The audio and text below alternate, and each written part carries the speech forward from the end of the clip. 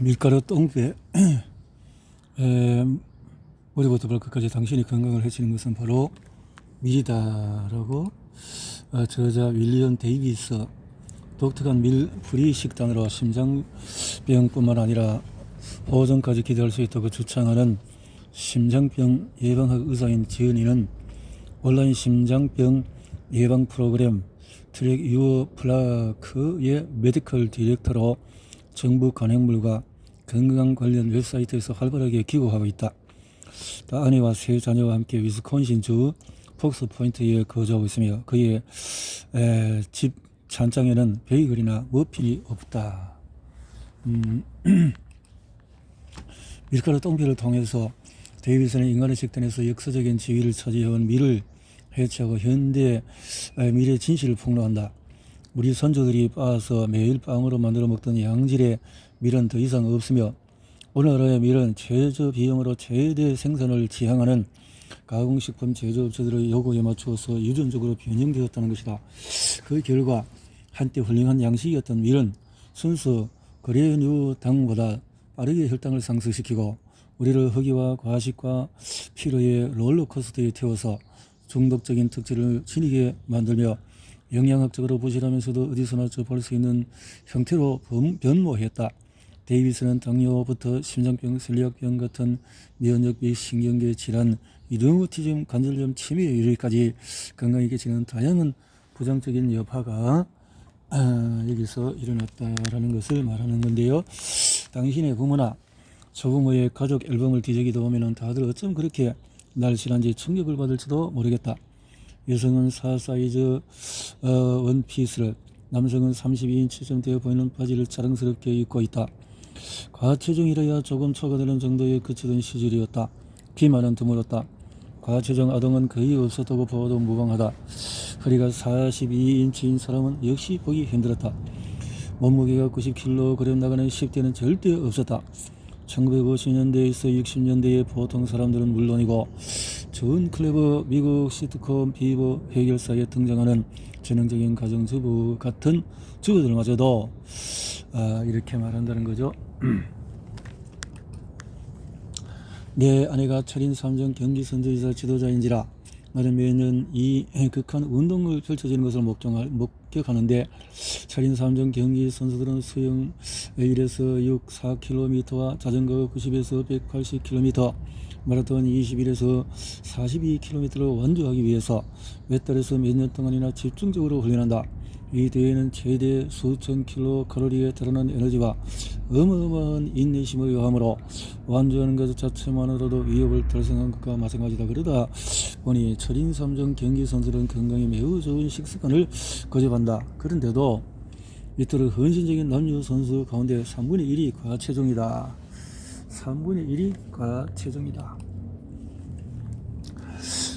이렇게 밀 악성식품이라고 주장하는 것은 마치 로널드 레이건이 공산주의자였다고 주장하는 것과 다를 바 없음도 안다.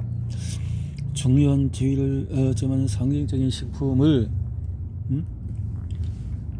공정보건 위에서 식품으로 강등하려 하다니 부조리하고 비애국적으로까지 보인다. 그렇다 하더라도 나는 세상에서 가장 인기 있는 곡물이 세상에서 가장 파괴적인 식재료임을 입증하려고 한다. 인간에게 나타나는 밀의 기이한 작용에는 식욕자극, 뇌활성, 엑소르핀 등등 이러한 유사 엔도르핀과 물질들이 있다는 거죠. 만약에 밀이 이와 같은 문제를 일으킨다면 반대로 밀을 제거할 경우에 어마어마하고 예상하기 어려울 만큼 혜택이 돌아와야 마땅하다. 실제로도 그렇다. 심장병, 당뇨병, 비만을 비롯해서 파멸적인 영양 때문에 위기에 직면한 수천 명의 환자를 진료하고 치료한 심장 전문의로서 나는 환자들이 밀을 끊은 후에 몇 달 이내에 15에서 20kg, 25kg의 살이 빠지는 것을 보고 불룩하게 튀어나와서 허리띠 위로 흘러 넘치던 복부 지방이 사라지는 모습을 직접 보아왔다. 급격하게 딱히 노력을 들이지 않아도 체중 감소는 이런 현상을 수천 번은 목격한 오늘날에도 나를 놀라게 하는 건강성의 혜택임에 분명하다. 그러니 이것은 밀가루 똥배는 당신 탓이 아니다. 영화 윌 헌팅에서 맷 데이먼이 연기한 주인공은 비상한 천재이지만 어린 시절에 학대를 당했던 악몽 같은 기억에 사로잡혀 지낸다. 그러다가 로빈 윌리엄스가 연기한 정신과 의사 션 맥과이어가 내 잘못이 아니야 라고 계속해서 반복하자 비로소 무너지며 울음을 터뜨린다. 마찬가지로 꼴 사나운 통계 때문에 괴로워하는 우리 중 많은 이들은 이렇게 자책을 한다. 과식해서 운동이 지나치게 부족해 자제력이 없어 등등 이렇게 말을 한다는 거죠. 그런 문제가 아닌데 당신 탓이 아니다. 만약 당신이 불룩하고 불편한 똥배를 두르고 다니는 자신을 알아챘거나 지난해에 입었던 바지가 들어가지 않는다면은 당신의 의사가 식습관 문제 없어요 라고 안심시킨데도 계속 고혈압과 고콜레스테롤 겸한 당뇨 전 단백이나 과체중이라면 또 창피하며 남성 유방을 필사적으로 숨기기에 급급하다면 밀가의 작별을 고려해보라. 밀을 제거하라. 그러면 문제도 사라질 것이다. 똥개 말고도 뺄 것이 있는가? 남성 유방 아니면 배의 엉덩이 이런 것들이 거기서 나왔다. 그래서 차례를 보면은 밀 건강에 좋지 않은 이런 것 뱃살이 뭔다. 두 번째는 머리부터 발끝까지 건강을 해치는 밀이다. 호르몬, 백내장, 산성화, 비만 등등. 그래서 밀과의 작별 굿바이 하는 걸로 결론을 지었네요.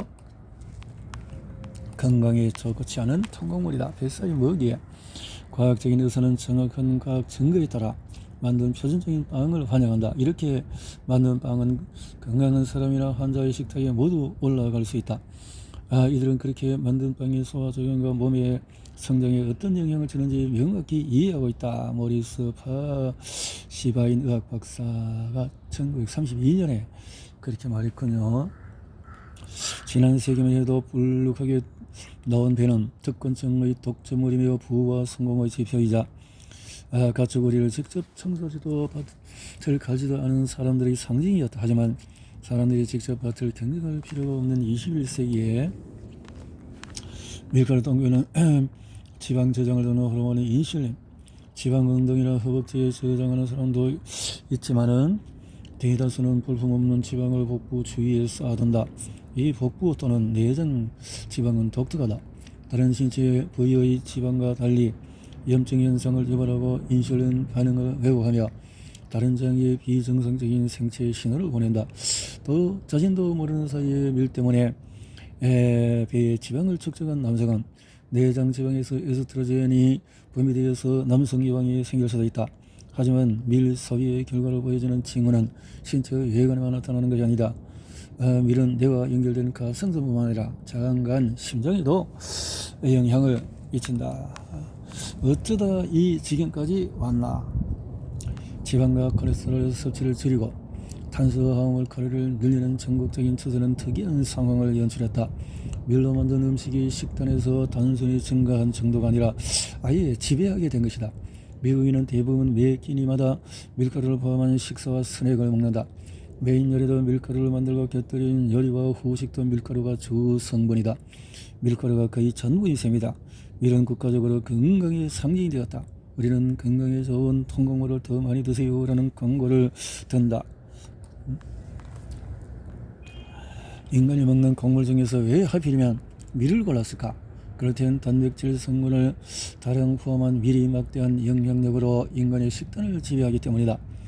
유엘 기본서 미국에 옮겼는데 1960년대 야생 먹을거리 연구한 아닌 이상 사람들은 대부분 호밀, 보리, 스펠트, 트리티, 케일, 벌거, 꽈뮤 그 밖에 글루텐이 들어있지만 잘 모르는 음식은 즐겨 먹지 않는다. 밀 소비량은 글루텐을 함유한 다른 곡물보다도 100배나 이상 많다. 밀은 다른 곡물에 없는 독특한 속성이 있으며 이런 속성은 특히 우리 건강을 해칠 수가 있다. 여기에 대한 내용은 나중에 살펴보겠다. 하지만 일단 나는 밀에 초점을 맞추려고 한다. 글루텐에 노출되어 있기 때문에. 그래서 영양의 신음소리. 20세기 중반에 태어나 원더브레드, 대별 도그스를 먹고 자란 우리 세대 아이들이 대개 그렇듯이 나도 오랫동안 밀과 가까이 지냈다. 아침 식사용 시리얼과 정통한 전문가였던 나와 여동생들은 트릭스, 럭키 참스, 브루트 룹스를 각자 취향에 맞게 섞어 먹고 그릇 바닥에 담은 달콤한 파스텔, 빛깔 우유를 마시곤 했다. 물론 위대한 미국인들의 가공식품 체험은 아침 식사에 그치지 않는다. 엄마는 학교 도시락으로 땅콩버터나 볼로냐 소시지를 넣은 샌드위치를 자주 싸주었다. 거기다가 셀로판 포장을 한 호호스와 스쿠터 파이를 곁들였다. 이렇게 음식부터가 잘못 착각을 했다는 거죠. 밀 제거 실험에서 얻은 교훈은 흥미로운 사실 한 가지는 통밀빵은 혈당지수가 72, 그레니어당은 결정 형태의 것이 그래 자당이 59인 만큼 그 이상 혈당을 증가시킨다. 통밀빵이 포도당은 혈당을 100까지 증가시킨다. 여기서 혈당지수 100이 나왔다. 예컨대 포도당과 비교해서 특정 식품의 혈당을 상승시키는 정도로 그 식품의 혈당 지수를 결정을 한다. 그래서 나는 가체중 환자나 당뇨병 유형의 환자들이 가장 효율적으로 혈당을 낮추는 데 도움이 될 전략을 고안을 했다. 가장 빠르게 또 손쉽게 결과를 얻는 방법. 내게 더욱 확신을 준 것은 밀 섭취를 중단했다가 칵테일 파티에서 프레첼이나 카나페 등 밀 음식 섭취를 제의한 사람들이 수많은 사례 있는데 몇 분 만에 많은 사람이 설사와 관절 부종과 통증과 천명, 쌕쌕거림과 천식의 대표적인 증상으로 거친 소리를 하는 것을 경험했다. 좋아졌다가 나빠지는 현상이 반복되었다. 혈당을 줄이기 위해서 시작한 단순한 실험이었다. 그러던 것이 심지어 어느 날까지도 나를 놀라게 하는 체중 감소와 여러 부문의 건강 상태 개선이라는 깨달음으로 증폭이 되었다.